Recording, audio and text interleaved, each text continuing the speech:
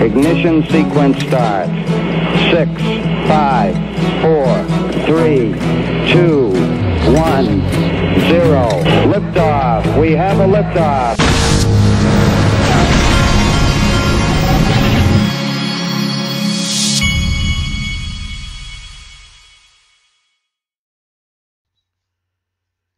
Hey everybody, this is the Digital Asset Investor, and today, or this weekend, is another travel ball baseball weekend for me. So fun. Actually, it is fun, but it can get pretty hot out there this time of year. And actually the official father of the Digital Asset Investor channel bought me a one of those tents. I was not as prepared. Normally when I go to these travel ball things, a lot of times, since I sit behind a computer a lot, I like to go and walk while the game's going on. Usually they have like a track around these places, and I like to walk like for an hour or two while these games are going on. And my father, the official father of the Digital Asset Investor channel, got tired of coming to the games and not having a tent. A lot of people have tents because if there's no trees, it can get really hot out there. So he got me a tent. And he got me some matching chairs, and so he wanted to come to the game, and he said that I have to bring the tent that he got me. Excuse me. Okay, now I want to start this by showing you this. This is from Thinking Crypto. He did and you can give him a subscribe. He's been around for a while. He's got like 40,000 subscribers, but he does a lot of interviews, and he did an interview with the guy from the Bread Wallet, BRD Wallet. And remember, Ripple, they're kind of on the same team and this guy, as I told you a month or two ago, this guy is the new CEO of SBI Ripple Asia, and he's also apparently pretty close with Oceanfront, who's SBI Holdings and also on Ripple's board.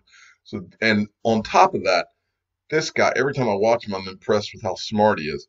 And I also pointed out on Twitter yesterday that he has an uncanny resemblance to Woody Harrelson, movie star. So anyway, but there's one clip in here that I wanted to play for you, and this is a clip where he gives the best explanation of this PayID that we've been talking about, that the consortium Ripple just started. He gives the best explanation of what they're doing with this that I've heard, and so listen to this. Really like Bitcoin or a true crypto because it's more centralized. But actually, when we first started talking to them, my co-founders and I had the same opinion. And they kind of peeled back the kimono a little bit, right? To use a Japanese analogy. And we understood a little bit more about sort of where they're going with their tech and how it is meant to be open. And it is meant to be, non-centrally controlled.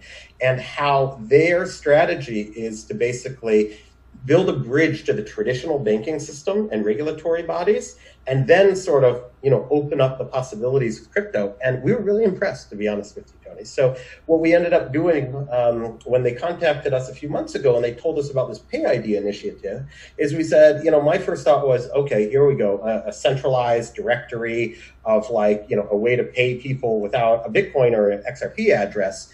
And they were like, no, not quite like that. They were like, it's free. It's open source. It's given away to the world. It's not about XRP. It's for any crypto or any fiat currency. So it's not restricted to crypto. So what does that even mean? What it means is that you, Tony, or I can register for an address that looks like an email address, except the @ sign is a $sign. Okay, kind of, right? Yeah. And so now you've got that address. I can send you money to that address. Now, if I'm in the BRD app, I can send you Bitcoin or ETH or XRP or some tokens or something like that to that address. So what happens? You know what DNS is, right? Yes. Right, like the domain name resolution system, right? Works the same sort of way. So I put in your address, it goes and it queries that in a server, and it gets. If I'm trying to send you Bitcoin, it gets your Bitcoin address. If I'm trying to send you ETH, it grabs your ETH address, right? Which you put in there, right? But here's the cool thing: if I'm trying to send you dollars, it grabs like your ACH. Well, that's the game changer right there, folks. Wow. The game changer. So then I thought, wow, this will interact with a bank account. Wait a minute. What if I want to send you Bitcoin, but you want to receive dollars? Right. right? That's where they're going with it. That's why it's super cool, because there can be intermediaries, not Ripple, intermediary companies that'll do that exchange. Sure. So I can go into the BRD app in the future and say, I want to send my Bitcoin to you, Tony. You want $100? You want it in dollars or euros? And then it just shows up in your bank account. That sounds a lot like the Interledger protocol, right? To me. With appropriate KYC and all that kind of stuff, right? Because there's got to be a, it's got to. So anyway, that was a very good clip, and he really lays out exactly what this is in that clip, and I thought that was good. Okay, now I wanted to show you this. This was a tweet that Ripple retweeted. BRD now supports PayID. We're excited to join forces with global fintech and crypto leaders to launch PayID, a simple user ID for open payments. And then I saw this morning. I was actually sent this by CryptoView. Watch this. And I said I'd be picking up the phone to call PayID and join this consortium, I guess, if I saw this. Look at this. Apparently CryptoView got this in his email. Dear BitTruer, this is from BitTrue. Huge news this week with the launch of PayID, a new standard pioneered by the Open Payments Coalition, of which BitTrue is a founding member. PayID means you no longer need to deal with confusing and unwieldy wallet addresses, and instead can simply communicate a destination wallet using the format of user then $bitrue.com. Right now we have a proof of concept active, which you can see when you visit BitTrue and withdraw some XRP. In the coming weeks, we will be adding support for deposits, at which time you will receive your very own unique PayID address. How cool is that, folks? If I were these exchanges like Binance and Coinbase, I would be paying very close attention because the game just changed. Keanu Patel sent me this. Now, this is interesting right here, too. Michael Arrington tweeted this out. This happened last night. I didn't realize this had happened. But what I'm also interested in the take that Michael Arrington, remember, Michael Arrington is best friends with Brad Garlinghouse, and he said that. That's not me saying that. He says, whatever else, Jay Clayton leaving the SEC is a win for crypto and sound money, fans across the world. Hopefully he does less damage at U.S. attorney. Now, I did not realize these guys did not like Jay Clayton. I always thought that Jay Clayton, now, let me preface this by saying that Jay Clayton, I've always thought that he was a little like milquetoast, like he didn't seem to be much of an alpha. He seemed like to be like the type of guy who's not the decision maker type, who's more worried about protecting his flank and not doing anything to cause any waves. That's the personality, and I'll show you a clip here in a second of just an example of that. Where it just kind of rubbed me the wrong way with him, that he just seemed kind of like a milquetoast, not like an alpha strong personality, but more like a guy who just wants to go along to get along, but not a change the world type. But here's the article about him. U.S. prosecutor who has investigated Trump lawyer refuses to resign. So anyway, this guy, Attorney General, not him, Jeffrey Berman, they're trying to replace and put the SEC chairman in his place. Well, when I saw this, there were red flags going off, and I'll go into that in a second, because they're replacing this guy, but there's someone else who just happened to get replaced recently too. But here's XRP Crypto Wolf summarizing it. SEC Chairman Jay Clayton has been nominated by President Trump to become the U.S. Attorney, Southern District of New York, to replace Jeffrey Berman, who will step down by July 3rd. Hopefully, Jay Clayton is replaced by someone who is pro-crypto. Now, and this is XRP Crypto Wolf talking. Well, this reminded me of this. Comptroller of the currency, Joseph Otting, to step down. Remember, Brian Brooks, don't forget, Brian Brooks, who worked with Steve Mnuchin at One West Bank, which was sold to CIT Bank, and then CIT Bank hires Stuart Alderati, who's the general counsel of Ripple now, right? And they hired him when CIT hired Stuart Alderati when Steve Mnuchin was on the board, is my understanding. So this all ties together, and then you got this Otting guy that just mysteriously decides to step down. And then they put in place the guy who was at Coinbase to be the comptroller of the currency. And now we've got the SEC guy being put over as a U.S. attorney. Okay. And so it should be very eye-opening when you see who goes in at the SEC. Almost seems like a coordinated effort, right? Well, let's go back to what always rubbed me wrong about Jay Clayton. I'll never forget this clip. I felt like he was just a milquetoast, kind of like a guy that with not a lot of backbone. And Glenn Hutchins right here, who is on the board of the Digital Currency Group, which owns part of Ripple and Coinbase, is almost talking down to him, and it's almost like a guy who's schooling another guy.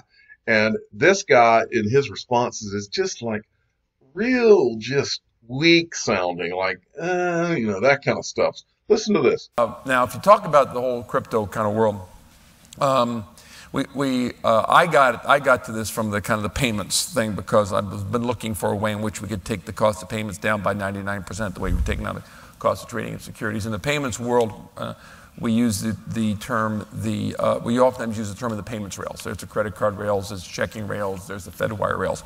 Moves around. So let's to understand how I think to think about the cryptocurrency world, is there are three parts of it: the blockchain, the token, and the protocol. And the three of them operate together to create one solution, one integrated solution that has the capacity to revolutionize the way we move things of value around the world. Let me use a railroad analogy to make the point. The token is the equivalent of the boxcar. It's the thing into which you embed something of digital value that needs to be moved from one place to another, from one part of a blockchain to another. The blockchain is the cargo invoice, is the invoice in the cargo manifest. And the rails is the protocol. And you have to think about all three as one integrated solution that enables you to accomplish the purpose of moving anything of value around the world at the speed of light at no cost, the way we talk about email today. People who just talk about blockchain are talking about something very interesting, but it's a piece of enterprise technology that's an advanced database, and a private blockchain unconnected to the global, to the Bitcoin or another digital currency blockchain is the equivalent of the intranet. Mm-hmm. Remember we had intranets to begin with, where it was really cool. You could do internal communication with people in your own companies, but it wasn't really until those intranets were connected via the internet protocol to other intranets to create the World Wide Web of intranets called the internet that the world changed. The world is going to change in finance when we connect the private blockchains via the Bitcoin or Ethereum or other protocol to the other blockchains in the world. Have a global blockchain that's the World Wide Web of blockchains that will fundamentally change the way in which not only do we move value around the world at the speed of light, but also in which we actually fundamentally change the way in which we compute, because it's the fourth computing paradigm I've experienced in my lifetime, the decentralized computing paradigm. That is the vision of where we can really go with this. That's transformational. Now, the first step will be the intranets, mm-hmm. the blockchains, as those get deployed. But that's not the end point. That's just a first step. I can go into all that stuff at great length if you'd like me to, but that's a beginning. Listen to how he responds. Look, transformative. I want to go back to something we talked about around monetary policy, which is if this happens, which I say if, I think you're saying when. I get it. You have a little bit more to do with the if than we do. I'm just kidding. No, and look, Jay, my view is it's happening. Yeah. Right. What is? He just seems like a milquetoast guy. Look, for those of you that don't know, I've said this 1,000 times on this channel, but those of you that believe that people like the SEC chairman are put in place and then they're just left alone and that they don't have to toast someone's line, it's time for a wake-up call. That's not the way the world works. That guy answers to someone, and if that guy does not do what the powers that be want him to do, he will be gone. And so you have to wonder if he has not done what the powers that be want him to do and is therefore gone. You have to wonder that. To me, when I see these things, when you see, a guy from Coinbase. He becomes the deputy comptroller of the currency. And then all of a sudden, this guy decides to leave. Come on, man. Come on. It's like Kid Rock said, I was born at night, but not last night, baby. I think that's the line out of his song. Well, I've been, at age 46, used to, maybe I was, SEC chairman's going to be the U.S. attorney now. And I would have taken that at face value, but not now, folks. I've been around. Okay. Michelle Vandenberg sent me this. Folks, any of you that think that the current events are just, it's over now. Now everybody's going to go back to work and that's that. No, they shut down the entire world economy for what are we going, 3 or 4 months now? And some people got a $3,000 check. And what are you talking about? It's almost like an intentional bankruptcy of this country. And the more I see, the more that I believe that. This is from Gold Telegraph. A tidal wave of bankruptcies is coming.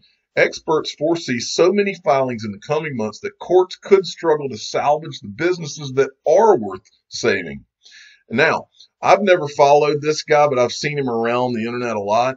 I always look at things through the prism of, okay, if you're saying something that I agree with, then I'll show it on this channel. Well, what he's saying here makes a lot of sense to me. So listen to this. The system now his name is Greg Manarino, I think. Is at its end, in my opinion. That doesn't mean it's not. The system now is at its end, in my opinion. That doesn't mean it's not going to go on for a little while, but I happen to believe with every fiber of my being that there is an entirely new system just getting ready to be rolled out. When this one here finally, however they're going to end it. See, that's what worries me more than anything else. Right now, we're in this period of, euphoria with regard to the stock market. The illusion of the market keep people distracted via any mechanism they possibly can. Our politicians, the mouthpieces for the central banks, all of them. Anyway, so what I worry about is when this thing actually is done, how are they going to implement it? In other words, we're going to need something catastrophic to happen, because what they're going to do is they're going to sell it. They're going to be like, okay, well, this system here, it's not working anymore. So what we're going to do here is we're going to implement this new system. Right? They already have it all planned out. And then they're going to introduce this to the people who are going to beg for a solution. They're going to create a monumental problem. Notice what I just said. They're going to create a monumental problem, something of probably nearly biblical proportions. And then they're going to say, we have a solution for you. Oh, yeah. And this is what it is. And people, no matter what it is, are going to beg for it. They're going to take whatever they can get, because why? They dictate the rules. We are nothing.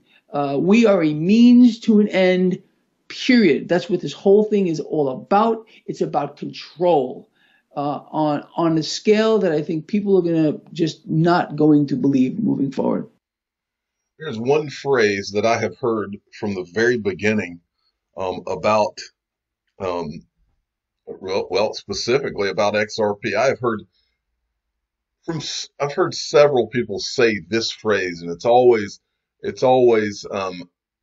been kind of a curious phrase to me. I've heard them say this a lot about XRP. And that is that it's not for you. I've heard that phrase from a lot of different areas and on Twitter and different people and different things, that it's not for you. In other words, and that we were given just a tiny, almost like we're a sandbox, and we were able to have a little bit just because it's like a sandbox. But I've kept hearing that it's not for you, like it's designed for them, the people that are, the powerful, the wealthy or whatever. It's not for you. And I've always found that to be a curious phrase. But when I watched that video, I was sitting there thinking, man, wow, this is kind of weird. I'm a digital asset investor. I'm not an investment advisor. This is for entertainment purposes only. Please subscribe and hit the like button and tell your friends and family that it's not for you. Get it while you can. Thank you for listening.